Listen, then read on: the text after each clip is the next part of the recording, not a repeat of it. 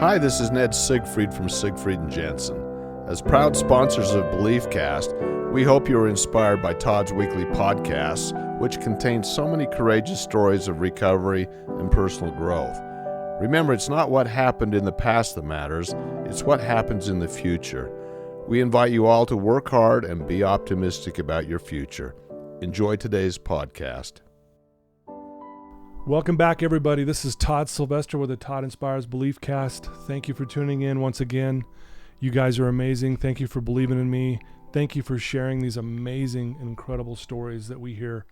I get emails all the time where, how this has impacted people's lives. It saves lives, and many of you have commented on that, so thank you so much. A shout out to my sponsors. Without you, we wouldn't be here either, so thank you. And we are in for a treat today. We are joined today by Jenedy Paige. Jenedy, thank you for being with us. Oh, I'm so excited to be here. Yes. You have been referred to me by several people. Like, you've got to get her on. She's incredible, And I know you're a very busy woman, but thank you for doing this. You talk about how you were blessed with two things in life. You're an early riser and consistency. Yeah. So is that even from the time you were little? I guess that's what. Yeah, because I've developed all these gifts later in my life. Like, I run, I cook, I paint, I now ninja. And everyone's always like, Jenedy, you have all the talents. Like, you were like first in the talent line in heaven. And I say, no, listen, like, I was really blessed with two natural abilities. Yeah. Everything else I've just earned through blood, sweat, and tears. But from the time I was born, I was an early riser. Like, when I was 8 years old, I started playing the piano, and I walked myself to piano lessons down the street at like 7 a.m. in the morning. And I would practice the piano every morning at 6 a.m. Wow. And I look back now that I'm a mom and I go, that wasn't normal. Yeah, that wasn't normal. Right. But yeah, so those are my gifts. Yes. And you've used those gifts to become a professional oil painter. Guys, if you haven't seen her paintings, we were just talking about this before we came on live, and they really are. They're stunning. They're amazing. I know you hear this a lot and you're very humble about it, but they really are just out of this world. And you're an American Ninja Warrior athlete, right? And that's no joke. And if you guys have watched some of her workouts, she goes hard and strong, and man, you got energy for days, it seems like. Oh, thanks. You believe that we all have this divine spark in us. You work really hard. You're from BYU, or you went to BYU-Idaho, mm-hmm. and you give a lot of credit to that experience up there to where you are today. You're a wife, a mother, a teacher, a runner. You've struggled at times in your life, and we're going to talk about a few of those. People will say you need to relax more because you just go, go, go. She is very passionate about her faith, and she's going to talk about that as well. But we're just in for a treat, and I just hope you guys will feel the love and passion and spirit that she brings to everyone. So, Jenedy, again, thank you for being here. My pleasure. So why don't we start? Tell us where you grew up and maybe a little bit about your family and your childhood.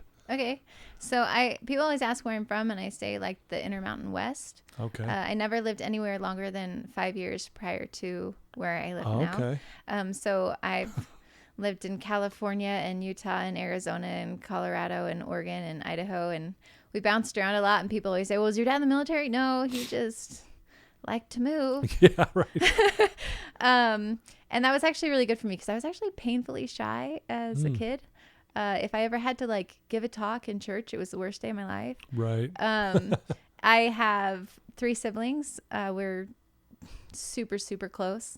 Like my best friends. And I think probably moving a lot maybe had something to do with that. Sure. I have incredible parents. Yeah, like my mom, she changed my life. Yeah. And I feel so blessed because I know not everybody is that fortunate to have such a strong family foundation. What do you mean by that? She changed your life. I mean, I think overall we can understand that, but was there something specific that you're referring to? I see you're getting emotional here. Yeah. So when I was 11, we had a family meeting, and she asked us like what the guarantee was to get back home to God. Yeah. And I was, 11. So I was like, we need to get baptized. We're like, just kind of like reciting some things that I had heard at church. And she said, those are all really good, but they're not a guarantee. And, when you're 11, you're like, excuse me? I've got nothing. Yeah. And so she said, but no, there is a guarantee. And she challenged me then to have a daily personal relationship with Jesus Christ. Oh, wow. And she said a way I could do that was through writing in a journal and saying my prayers and reading scriptures every single day. Okay. And it was, you're a kid and you think, this is it. I'm just going to write in this book and then I'm going to read some scripture and then I'm going to say a prayer. And that's going to be this really powerful thing that's going to like guarantee me a spot in heaven. Okay. Yeah. So I started that night and it changed my life, that pattern. And it's something that I tell people over and over again because it's incredible. And it sounds so simple. Yeah. But it creates this pattern where when you write, you take a step away from the present and you can see a bigger picture. Right. I feel like our lives right now are so fast and all our entertainment is so fast that it's really easy to kind of be just kind of like numb to what you're even experiencing. Yeah. And so I love this pattern of writing because it just gives you a minute to write about like, what do you want? Where are you in life? Yeah. Where could you be? And then what are you struggling with? What's breaking your heart? What do you hope for? Yeah. And when you write those things, when you're honest with yourself, then you know what to pray about. Yeah. You're not just randomly saying stuff. Yeah. Another prayer. Dear God, help me have another great day today. Thank you, the end, Right. And then when you read scripture, it's not just I'm reading scripture because I'm supposed to. It's like, well, I'm having this problem and could there be a solution here? Yeah. And so to discover that at 11, totally. That pattern has directed every major decision. It's, and this is something that I say over and over again, is as you come to know Jesus Christ, you come to know who you are. It's like you come to know him and he teaches you about yourself. Yeah. And that's exactly like what's happened to me. Wow. So that's awesome. Thank you for sharing that. So, I mean, you talked about you're an early riser, you're consistent. So obviously you got very consistent in doing those things, right? That was one of those gifts that helped you. Were you mentioned that you were kind of a shy child or maybe painfully shy was your words. Did you, as you got a little older, did you start breaking out of that shell? I mean, by the time you were in high school, were you still struggling with that or were you more outgoing and confident at that point? Or? Yeah, I would say I was really shy, like as a kid, like elementary school. Gotcha. And then I remember junior high, I had to give an oral book report and I was terrified because, get up in front of people. But in my oral book report, I made my class laugh. And then all of a sudden there was like this big relief, like, oh, they think I'm funny. Wow. Okay. Yeah. And then, but honestly, it wasn't until I was in high school that I feel like I really kind of started to figure out who I was and that I didn't have to be so scared in front of people anymore. But honestly, I laugh all the time when I think back on who I was because now I speak all the time. Yeah. Big groups of people and it's like one of my favorite things to do, Right. So it's funny to think about how it all started. I was like so like yeah that's awesome. So we talked about how what an amazing painter you are. Did you start painting as a young child? Did you have that passion when you were young or did that come later as well? Yeah, actually I tell people all the time I didn't have like any talent with art. In fact, my kids, I got out ornaments for Christmas and I have my kindergarten ornament still. And my kids look at it and they were like, oh yeah, Mom, you didn't really have any talent then, did you? And I was like, and I tell people this all the time. So what happened? How art came into my life? Like it all comes back to this pattern I told you about of reading and writing and praying. So it was at the end of my junior year of high school and my dad got a new job. Like I said, we moved a lot and he told me that we were going to be moving that summer before my senior year. Oh yeah. And it broke my heart because I was this really nerdy kid in junior high. I mean, I had headgear and braces and glasses and all of it. The good old fashioned headgear. So beautiful. And then by my senior year, somehow, like I said, I kind of figured out who I was in high school and stuff. Like by my senior year, I was going to be like a student body officer. Okay. And I actually had like a student body officer sweater that I designed for our senior year to wear. And I never got to wear it. Oh, that was a spoiler alert. Anyways, so my dad and mom both knew how big this was. And they said, we're going to let you make this decision. Okay. So what did I do? I wrote about it.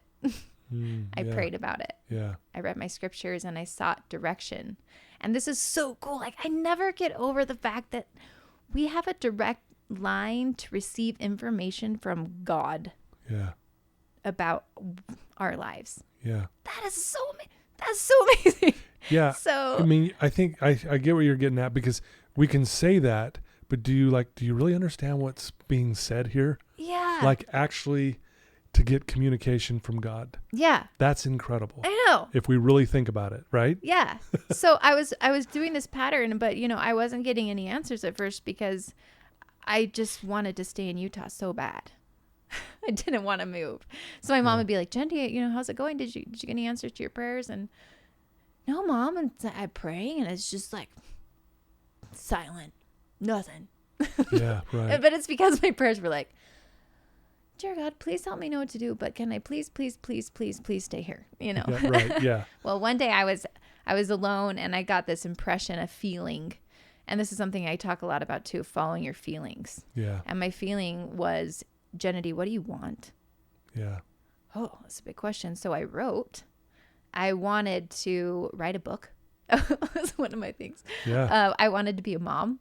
I wanted to go to college, and then it was like these kind of like future goals, and then I had the feeling was, well, which of these can't you have if you move? Yeah. Well, I guess I could probably do all of them. Yeah, right. And then the next question was like, what are the positives of moving with your family and the positives of staying? And I made 2 lists. And the positives of staying was huge. And the positives of moving had 1 item on it. And it was my family. And I made those lists and I saw it and I saw my family, and all of a sudden it was like they were on a scale and my family weighed way more than everything else. And so I knew in that moment that I needed to move. So I came home and told my mom. She was relieved. Yeah, now that I'm mom, yeah. I think about if we were moving and I gave my 17-year-old the choice, like to move or not, is a big thing. Right. So I moved and I went from a huge high school in Utah. We moved to a tiny town in Colorado, and I had 80 kids in my class. And I went to sign up for classes, and I was a very driven student and I just wanted a full ride to college. So I told the counselor, give me like all your hardest classes. Like what's your honor AP program? Like, and she said, we don't really do any of that here. And oh my gosh, what am I going to do with my senior year? And I looked at the classes and I said, well, I guess I'll take art. So I signed up for 6 art classes because we had a trimester and I took 2 each trimester. Okay.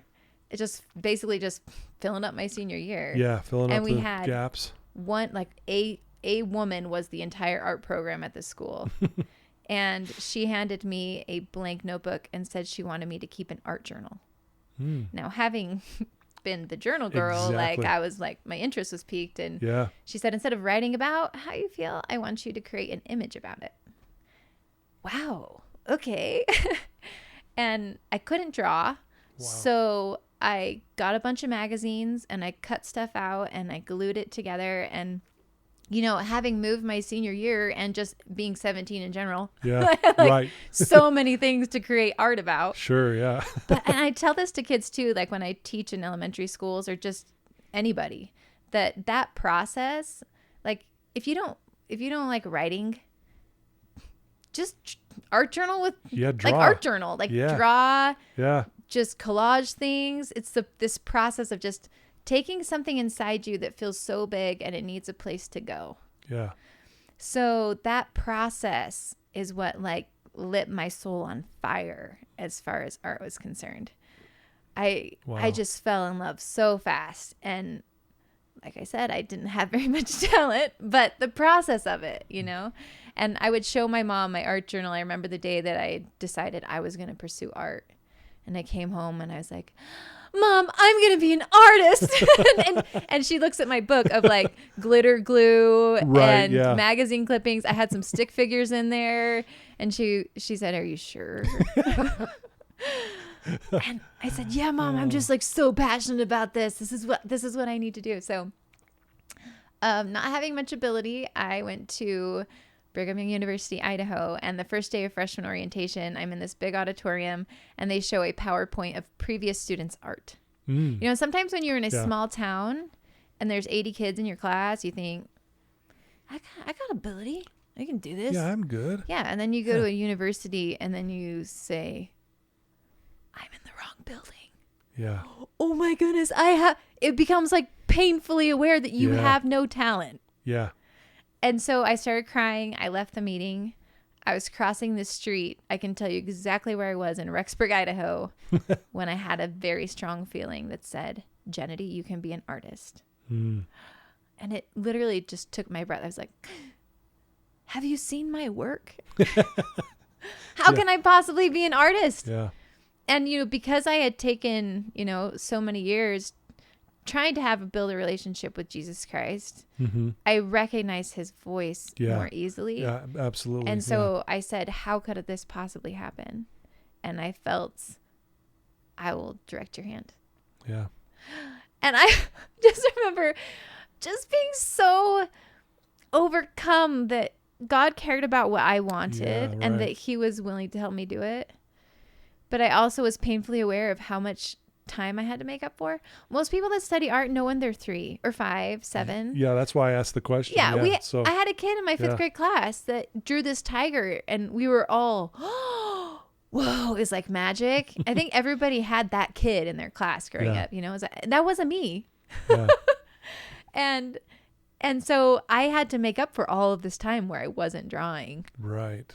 And so I found out that the building opened at 4 a.m. for janitors, and that's when I wake up early. You're up early, yeah.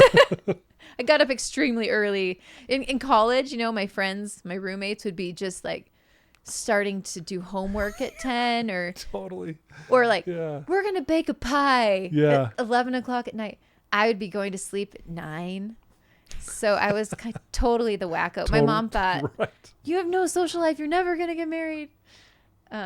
But yeah, I went to school at 4, and then the hours between 4 and 8 is when class started, were the most precious time for me. I still am the biggest advocate for super, super early morning. Anybody that's struggling, anybody that needs a direct connection to heaven, I promise you, 4 a.m., 5 a.m., beautiful time for that, because you're not going to get call, you're not going to get a text message, you're not going to get, there's no distractions. It's just so quiet. And I would go to school, and I would start every day with a prayer, and I would tell God, remember, you promised that you would be here for me, that this is a group project, that you're going to help me do this. So I'm here to put in the work, and if you could come and help me, that would be awesome. So. Wow, beautifully said.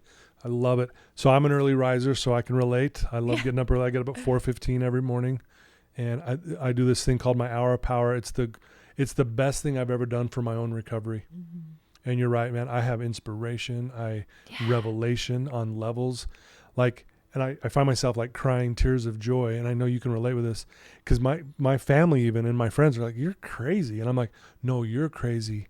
If you knew what I get from this, you would all do it." Right? So I can completely relate. You said something too. You said this lit your soul on fire, and you don't need to turn around, but there's a quote on the back of the wall here behind you by Ferdinand Foch that says, "The most powerful weapon on earth is the human soul on fire." Yeah. And when you said that, I'm going, "Oh my gosh, you're speaking my language here." But man, how cool is that? Like, you knew it. You're just like, this is what I'm going to do. And what I'm hearing in your story so far, even when you were young, you're a very determined person. Is that accurate? It's very accurate. Yeah. Yeah. And I think that's part of why you're so successful in the things that you touch and do, you know. I think that's amazing. Well, and it's even, you know, doing an art career while having 4 kids. Jeez. Just I feel like I remember doing a show in Park City. It was an emerging artist show. Yeah. Group show. I'd been painting for 13 years, and I remember, and I was grateful to be there, but I remember looking at my husband and saying, so I've been painting for 13 years, but like I'm still an emerging artist. When do you think I'm actually going to emerge? Right. Because it just has been so painfully slow and dogged. But I feel like I'm finally starting to get somewhere. So Yeah. Wow. Well, I want to get into the painting stuff, but I want to talk about something that's, a difficult subject to talk about. One of your sons passed away when he was younger. Talk about that experience with us, because I was really impressed. I watched a video of you sharing a portion of that story that I'm in my office here crying as I'm watching this. I actually posted it today saying, look who's coming on my show today. So I just want you to know that. Do you mind just sharing a little bit? You don't have to go into all the details, but just explain what we're talking about here. Sure. Thank you. So I became a mom in 2008. My firstborn son was Victory Morgan. And it was such a hard juggle. Oh my goodness. Yeah. And then, in fact, one morning I remember it was like 3 a.m. My son was crying. I didn't know why he was crying. I'd fed him, I'd changed him, and I could see my easel across the way and had this brief moment of like not liking this little creature because he was keeping me from something that I loved. And in that brief moment, I felt like censured by God, just saying like, excuse me. Right. Oh, I'm sorry. And I felt that I had to sacrifice my art, let it go. Yeah. And because otherwise I would always resent my children. Yeah. And so I actually did a painting kind of in memoriam of this great letting go, where my head's down, my hands are open, and I'm giving it away. Wow. And the beautiful thing is, though, it only lasted like 6 months because my son developed a sleep schedule. And then instead of doing dishes or laundry, I would just run to my easel. But that was a very powerful lesson for me early on. I'm so grateful I got it, because I had no idea I would only have him for 3 years. Wow. So Jeez. I had another son in 2010, Benson True, and then we moved to Tucson, Arizona, so my husband could get a graduate degree. And we moved in with my parents so that we could afford grad school. Right. And they had an acre with a pool and a pond. And my mom was so concerned my boys were 2 and 0, like 3 months old when we moved in. And so she put a fence around her patio so you couldn't even access the lawn. And we put in all these alarms to protect the kids. Yeah. And then after a year of all of those precautions working, one day, just perfect storm. And I pulled my son out of the swimming pool. And, you call 911. It's just such an out-of-body experience. I remember kind of talking at the paramedics. Why aren't you here yet? Where are you? And my husband was doing CPR. And oh my gosh. My son was resuscitated and life-flighted to a hospital. And we then spent 7 weeks with him there. Mm-hmm. And after 3, I was pretty sure he was coming home. I mean, he wasn't on life support, and the doctors kind of tell you the longer that he lives, the greater chance that he's going to live. Yeah, right. But he also suffered from hypoxia, lack of oxygen, which caused his body to convulse in something called sympathetic storms. It's where it kind of looks like a seizure. All the muscles flex and your heart rate goes crazy. And the storms started out at like 20 minutes, and then he'd pass out in exhaustion, and they got to be 48 hours. Really? And your body, just like his body couldn't handle it. So, but I had all these nights in the hospital as a young mother watching my son, and there's nothing I can do. And it was a beautiful lesson on just coming to know God and Jesus Christ, because you can't be in situations like that and not have your whole heart reaching for heaven. For sure, yeah. And then God teaches you about the suffering of his son, and then you kind of commiserate through this beautifully difficult and tragic experience. So my son passed away, and I was so devastated because, like I said, I thought for sure he was coming home. Yeah, right. So I even remember the first time I came home to even shower when he was in the hospital, and you just walk into this house and it feels so empty, and just thinking, this can't be it. I can't ever come back here without him. Like, and so when that became a reality, it's just really hard to bear. Yeah. And more than anything, I talk about how I developed this beautiful relationship with God. And then all of a sudden I felt like he had let me down. Yeah, sure. And so what did I do? I wrote about it. Yeah. I told God how he let me down in my journal. I prayed about it. And I said, you told me I'm supposed to liken the scriptures to myself. Where's my story? Where's the mom that has all the faith in the world, prays for healing, and doesn't get it? And then God would just say to me, well, Jenedy, what about my son? Like sometimes people have to die, and that I'm sorry. And then, but I had all the faith in the world. Yeah, but Jenedy, what takes more faith? Getting what you want or continuing on when you don't? Yeah. Well, probably continuing on when you don't. Yeah, wow. So I just turned back to the same thing, you know, that the same support that had always been there. And I tell this to people too, is that I feel like you got to develop your faith system before the tragedy occurs. Yeah, it's good to turn to God when you're in tragedy if you haven't before. Yeah. Absolutely. Yeah. But it's so much better if you can develop that structure before the tragedy, before the crisis. That makes sense. Because then you have like this, you've built a foundation. You got something to stand on. Yeah. Right. So, and then the other thing that really helped me was I was a runner, not competitively, just for funsies. In fact, I did do 1/2 season of cross country as a sophomore in high school, but only lasted half the season because competing made me want to barf. And I just told my coach, like, barfing when you're running isn't fun. It's not a good it's not a good combo. But I really loved running just for kicks. So I would just run whenever I wanted to at whatever pace I wanted. But then, so right after my son passed away, you know, it's like you get up early, you write, you pray, you read, and then I put on my shoes and I went running. And it's like so interesting because up to that point, running had just been enjoyable, fun. Yeah. And now all of a sudden it was like, I just ran and I cried, and it was like this release, you know. I had so much to feel, and I just, like I said, needed a place to put it. Yeah. And so then running and just kind of my art took on new meaning, running took on meaning, everything like became a lifesaver for me. Yeah. So wasn't it in that the video I watched, it's like it was almost like in that moment you knew that you had become a warrior, right? Well, I knew what you meant by it, but I mean, but really, truly, in the grand scheme of things, that's what's going on here, because you're dealing with something that you never planned on, but yet, like you said, I love what you said, building this foundation you've been working on your whole life to help you actually get you through this very difficult tragedy. Yeah, and you know, that's a warrior status in my mind. You know what I mean? Like and I knew what you meant in the video, but man, I knew. I looked at you and went, no, you are a freaking warrior. Well, I was also really inspired by women of the past in my faith.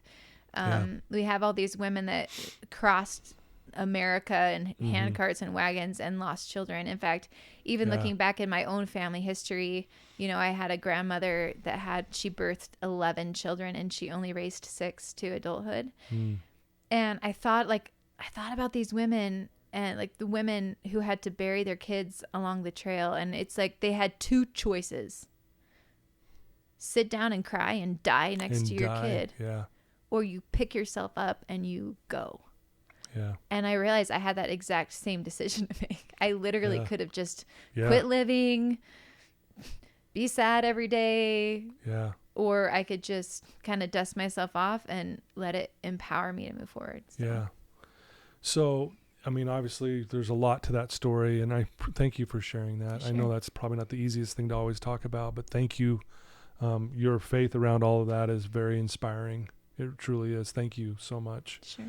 You know, again, I think that also helped fuel you to be, you continued painting, and then you also, you know, started to maybe even compete competitively with this, you know, workout regimen you've been doing for a while.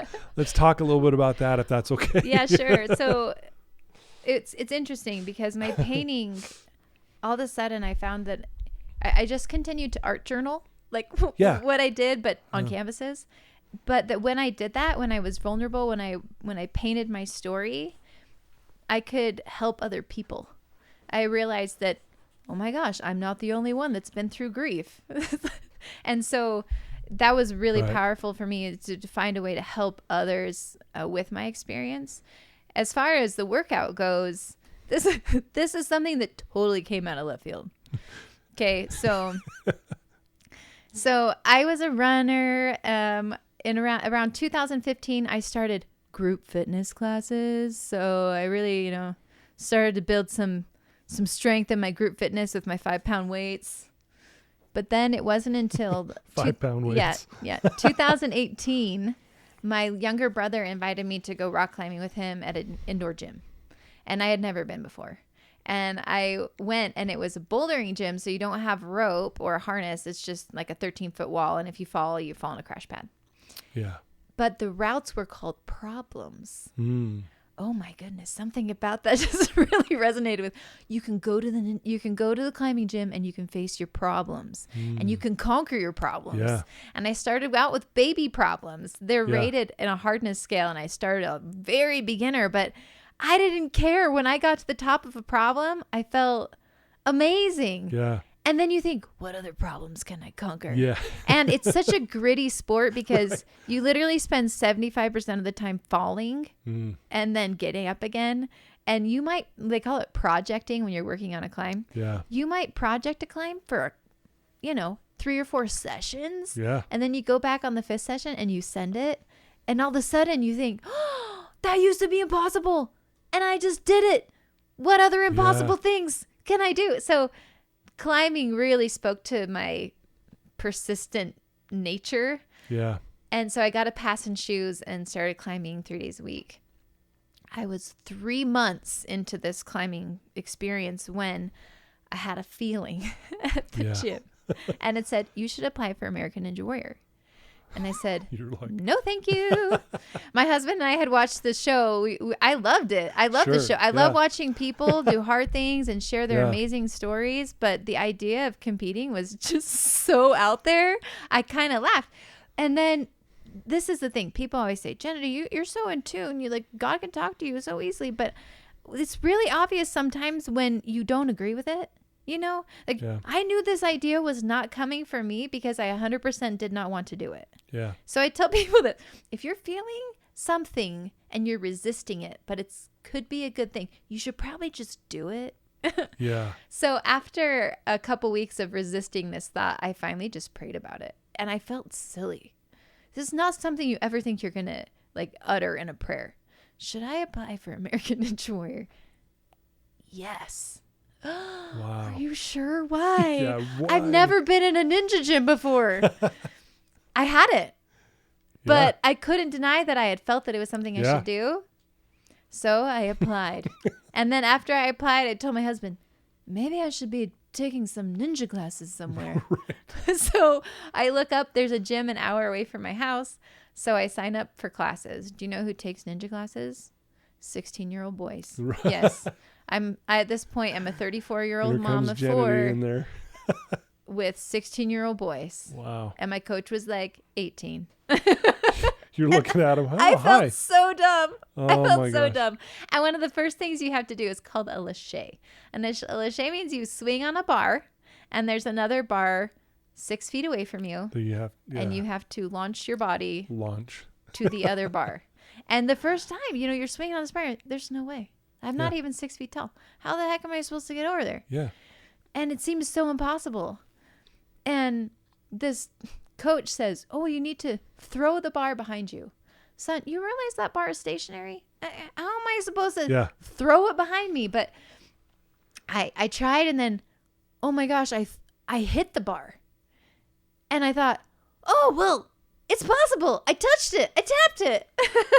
And then I did it again. This time I slammed my wrists into the bar. Oh. I didn't catch it. I just slammed my wrists into a steel bar. Oh, it hurts so bad. Yeah. Oh my gosh. And then I did it again, and I slammed my wrists again. And my coach is like, you should really stop doing that. And I was like, I know. Like, I'm not trying to do this. Yeah. But eventually I got it. And then when you get it, it's that same thing in climbing. Something that was impossible just became possible. Yeah. Of course, then I go to get in my car to drive home, and my wrists are so bruised and my hands hurt so bad I can hardly hold the steering wheel.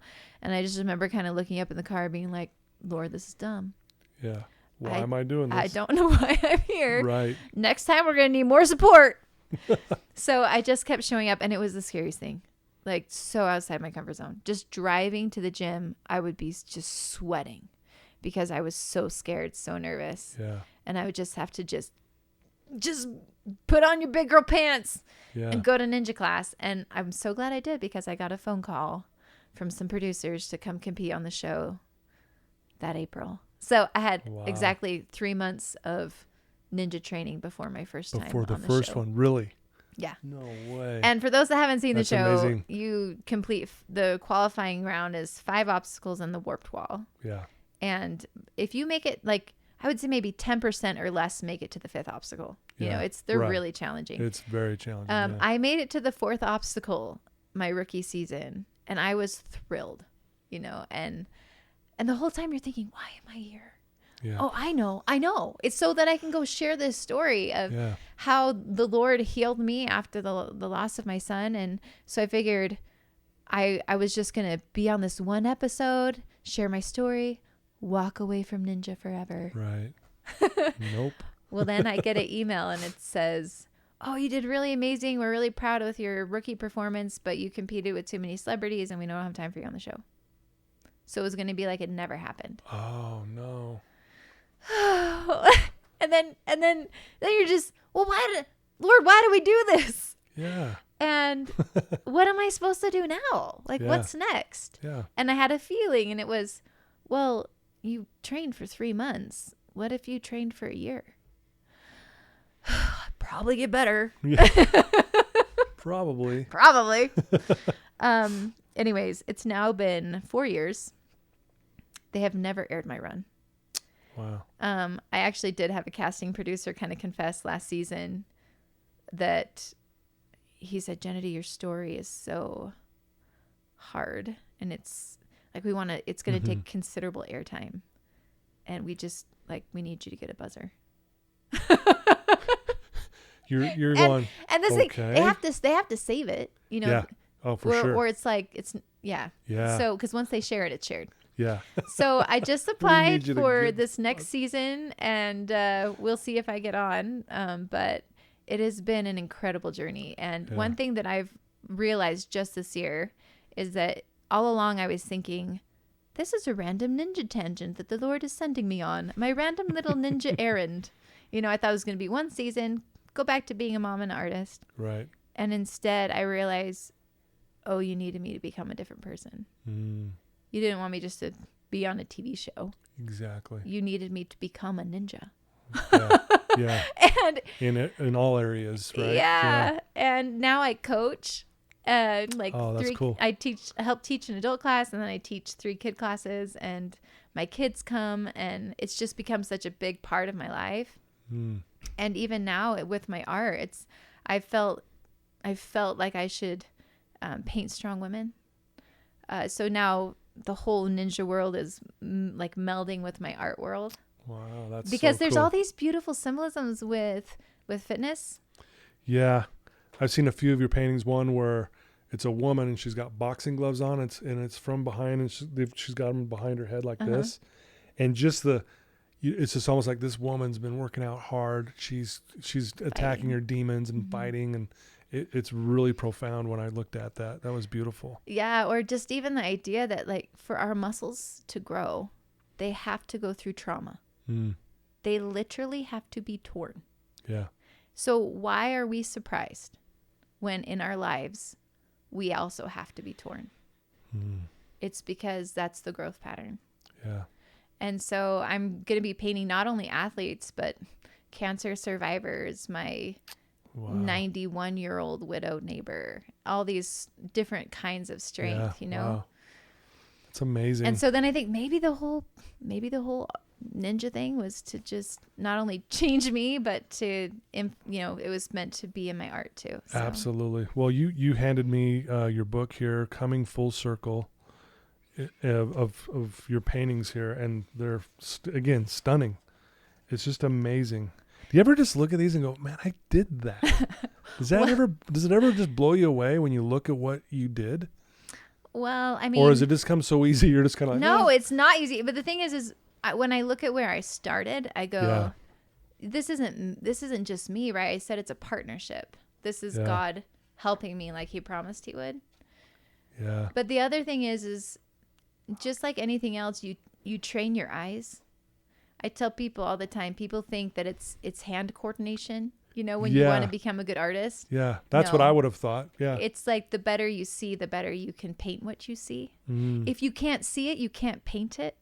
Ooh. And so I feel that my vision, my ability to see has improved. And because of that, how I see my art has also become a little more critical. Wow. Because as my eyes develop over the years, I can look at my older work and be like, oh, Jenedy, you couldn't see that transition right there. Oh, that's okay. Now that's you can. An interesting perspective on that. Wow. Yeah. I'm looking at a picture right now of a hand, and it's pointing kind of in the air a little bit. Some of the fingers are kind of curled inside of the palm. But it says here, reach hither thy finger, and behold my hands, and reach hither thy hand, and thrust it into my side, and be not faithless, but believing. Seriously, I know I'm just speaking about this. It's a beautiful hand. It's amazing. And with the shadows and everything on it, it's unbelievable. Oh, thank you. Wow. You really are amazing at this. Truly. And I wish, we'll definitely show links to all this fun stuff that you're doing. So what are you doing now besides, is there any other big plans, or are you just kind of like, I'm doing my paintings, I'm doing my warrior stuff, my ninja warrior stuff, and you're kind of melding those two worlds together? Are you kind of content where you're at right now in life? And I don't think I've ever been content. Yeah, I know. That's why. Just because I can imagine your wheels are always turning, going, well, maybe I could do this, and maybe I could go tackle that, and maybe I don't know. Well, one thing I've been working on this past fall is teaching online classes. Okay. So I've taught in my studio for years, but I had so many followers online said, I'll never be able to come to one of your classes. When are you going to teach virtually? And so I started on a platform called Patreon to start creating videos and teaching people my art practice online. And that's Very cool. A learning curve for me for sure. Just learning all the streaming stuff. But that's also really exciting because it just allows me to reach a bigger audience. Yeah, right. But yeah, I'm really excited about the Strong Women Project. It's going to be probably 2 years or more in the making. I've been able to already paint some American Ninja Warrior athletes. And then just this week, I had a photo shoot with an Olympic rock climber. Nice. So yeah, it's been incredible. Yeah. That is incredible. No, again, that's why you had that feeling to go do this. I know. Because it's opened that whole new world for you. Well, and I just think, what if I would have said no? I know. What if I would have just been too scared? I'm sorry, too hard, too big. And I was thankful again that I had this foundation that I could trust him. That when he told me to do this crazy thing, I could just say, let's go. Like I don't get it, but okay, And I think how many people out there just turn down their possibilities all the time? Yeah. Because they're scared. Yep. And so one thing I just want to tell people is first, develop that foundation, to come to know Jesus Christ, let him teach you who you are, and then just trust him. When he tells you to do the thing, you absolutely, to forgive this person, go see this person, do this thing, and you're like, no, right. Just do it. Just do it. Just do it, and you'll just watch miracles unfold. I love that. And that's great advice. I want to, it kind of goes into this question I wanted to ask you.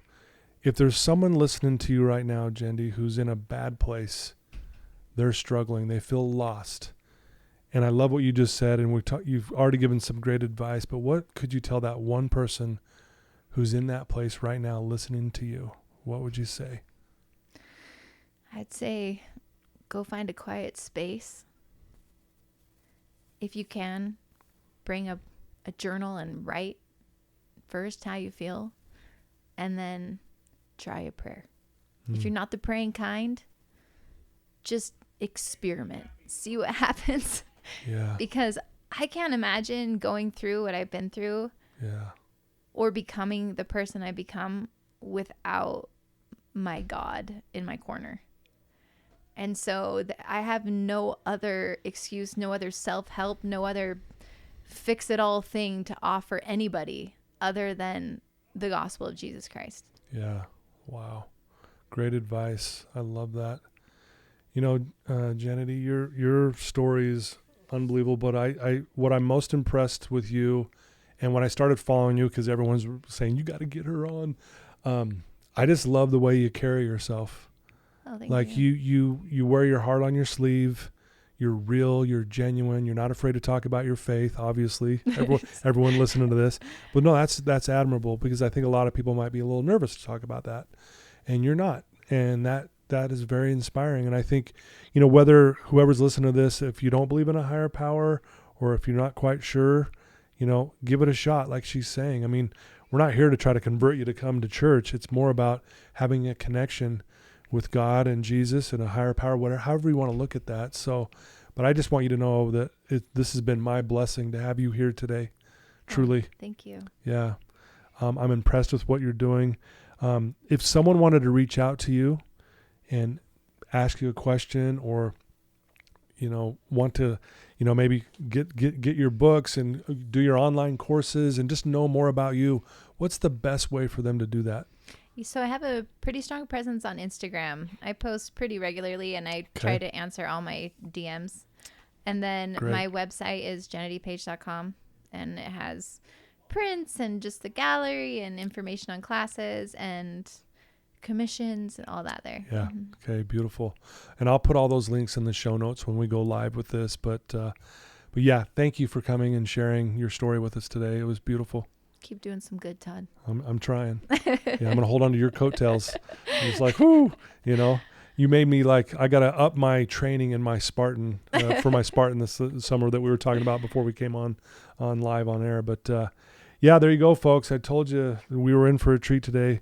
Jenedy Paige, go check her out. And if you have a question for her, she'll respond. She responded to me. She didn't even know me. So I'm just grateful that she was willing to be here with us today. Please share this with your family, your friends, anyone you know that might even be struggling and they need a little uplift. This would be perfect. And share it with them. And you guys always do. So I guess I don't need to always keep telling you that, but thank you for believing in me. And Jenedy, one last time, thank you so much for your time today. It was amazing. Thank you. Till next time, everyone.